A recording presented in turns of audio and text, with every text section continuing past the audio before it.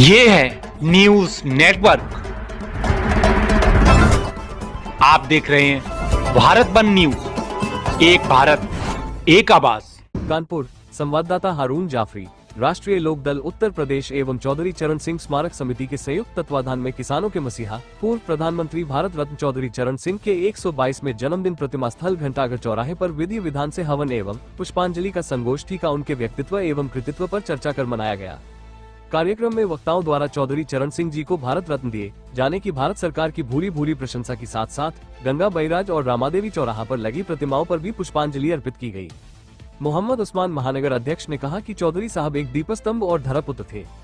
जब चौधरी साहब मुख्यमंत्री थे तो उन्होंने अनुसूचित जाति के एक सदस्य को पहली बार राज्य लोक सेवा आयोग का सदस्य नियुक्त किया था। फ्री रेशियो 5 एकड़ तक की जोतों का लगान माफ करने के निर्देश दिए थे। भूमि विकास बैंकों की कार्य प्रणाली को और अधिक किसानोन्मुख ग्रामोन्मुख बनाया। मार्च 1953 में पटवारी व्यवस्था की जगह लेखपाल व्यवस्था लागू कर किसानों को पटवारी के चंगुल से बचाया। 9 जनवरी 1959 को कांग्रेस के नागपुर अधिवेशन में पंडित नेहरू के सहकारी खेती के प्रस्ताव को प्रभावपूर्ण विरोध किया। चौधरी साहब ने प्रशासनिक क्षमताएं असीमित थे। सितंबर 1970 में जब उन्होंने मुख्यमंत्री पद से त्यागपत्र देने की घोषणा की तब वो कानपुर में थे। उन्होंने वहीं से सरकारी गाड़ी वापस कर दी, वो प्राइवेट वाहन से लखनऊ गए। सुरेश गुप्ता अध्यक्ष उत्तर प्रदेश खादी ग्रामोद्योग महासंघ ने कहा कि चौधरी साहब ने लघु कुटीर उद्योग को प्रोत्साहन देने की नीति पर जोर दिया था ताकि अधिक से अधिक लोगों को रोजगार मिल सके। साथ ही साथ उन्होंने कृषि और किसान की हालत में सुधार की भी हिमायत करते थे। चौधरी साहब कहते थे कि जब तक किसानों की कृषि में आय नहीं बढ़ेगी तब तक औद्योगिक उत्पादन की खपत संभव नहीं है। अंडस्को दीपू पांडे अध्यक्ष भाजपा उत्तर ने अपने संबोधन में कहा कि चौधरी साहब किसानों की लड़ाई के साथ साथ सर्वहारा की भी लड़ाई लड़ते थे, चाहे वह किसी जात धर्म का हो। साथ साथ गरीबों के लिए काफी कार्य किया। नहर की पटरी पर ग्रामीणों को चलने पर लगे ब्रिटिश कालीन कानून का समाप्त कराया। शिक्षण संस्थानों के आगे लगे जाति सूचक शब्द को हटाने अथवा उनकी सरकारी सहायता बंद करने संबंधी कानून बनाया। नरेंद्र सिंह यादव महामंत्री रालोद उत्तर प्रदेश ने कहा कि चौधरी साहब जीवन भर ईमानदारी के प्रतिमूर्ति रहे। जीवन में किसी भी क्षेत्र में उन्होंने भ्रष्टाचार को सहन नहीं किया। उनका जीवन एक खुली किताब था जिस पर कोई दाग नहीं लगा। उनके राजनीतिक विरोधी भी उनकी ईमानदारी के कायल थे। कार्यक्रम की अध्यक्षता सुरेश गुप्ता ने की तथा संचालन मोहम्मद उस्मान महानगर अध्यक्ष ने किया। कार्यक्रम में प्रमुख रूप से विमलेश पाठक, प्रदेश महामंत्री राजकुमार तिवारी, जिला अध्यक्ष मोहम्मद वसीम, पूर्व पार्षद अभिषेक गुप्ता, मोनू पार्षद, आदर्श गुप्ता पार्षद, अमित गुप्ता पार्षद, गुरु नारायण गुप्ता, ऋषि तिवारी, अरविंद सिंह, राजेंद्र यादव, संजय प्रकाश, गुड्डा शाकिर अली, उस्मानी निजाम भाई, मोहम्मद इकराम, प्रदीप द्विवेदी, सद्दाम हुसैन, मोहम्मद मन, मोहम्मद नसीम, विजय गुप्ता आदि प्रमुख थे। सुरेश गुप्ता प्रदेश का उपाध्यक्ष हूँ मैं राष्ट्रीय लोकदल का।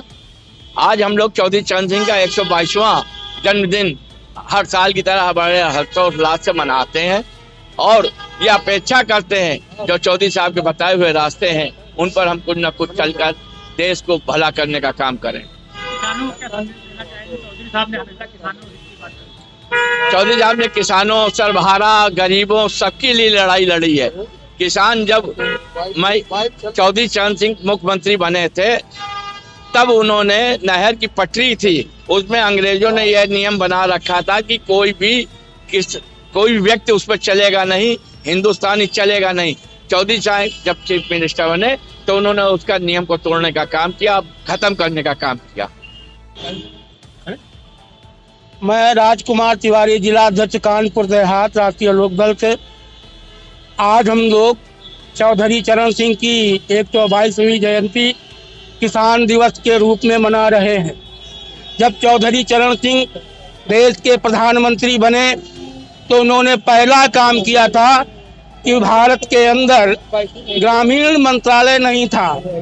भारत सरकार में ग्रामीण मंत्रालय दे करके गाँव के विकास के लिए जो आज भी योजनाएं आ रही हैं वह चौधरी चरण सिंह की ही देन है।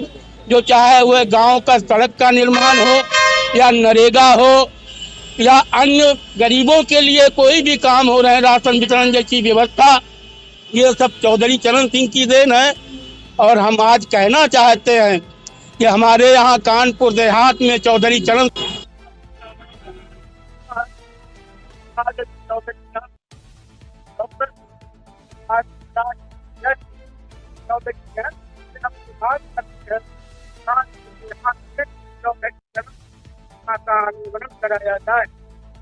मैं राष्ट्रीय लोकदल का महानगर अध्यक्ष मोहम्मद उस्मान। आज हमारे चौधरी चरण सिंह जी जिनकी जो है 122वीं जयंती मनाई जा रही है और ये एक किसान दिवस के रूप में मनाई जा रही, सभी पूरे उत्तर प्रदेश में और क्या पूरे मुल्क में मनाई जा रही। जहाँ जहाँ भी चौधरी साहब के मानने वाले अनुयायी हैं वो लोग मना रहे हैं। और किसानों के मसीहा, दलितों के मसीहा और कामगारों के मसीहा हमारे चौधरी साहब ने एक विचारधारा थे। चौधरी साहब की जो काम थे वो विचारधाराओं में गिने जाते हैं। उनके मानने वाले विचारधारा के रूप में उनको मानते हैं। चौधरी साहब आज हमारे बीच में नहीं है, लेकिन उनकी विचारधारा आज भी जिंदा है ना।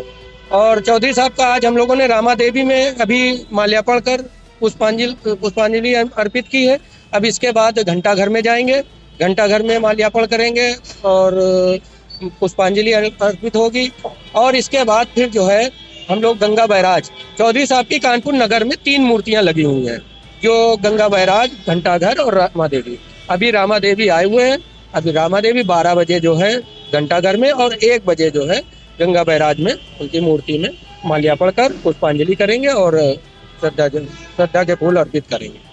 लोगों से कहने की कोई बात ही नहीं है, लोग उनको जानते हैं और उनकी विचारधारा ही चौधरी साहब है।